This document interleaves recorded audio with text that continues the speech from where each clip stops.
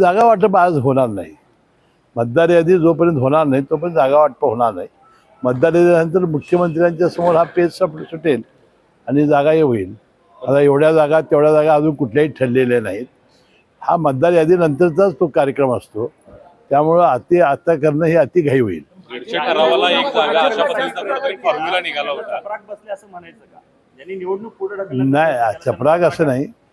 सर्वोच्च न्यायालयाने सांगितलं की निर्णय वेळेवर निवडणूक घ्या आणि त्यामुळे निवडणूक वेळेवर होते. गोकुळच्या निवडणुकीच्या पार्श्वभूमीवर सध्या एक हलाल सर्टिफिकेट बाहेर आलेलं आहे. नावेद मुसलमानवर आरोप करण्यात येत आहेत. नेमकं काय प्रकरण आहे? मी काल माहिती घेतली. अशा पद्धतीनं चुकीच्या पद्धतीनं आपल्याला गोकुळला अनेक दिवसापासून अझरबैजान आणि आखाती देशामध्ये आपण तूप लोणी पाठवतो.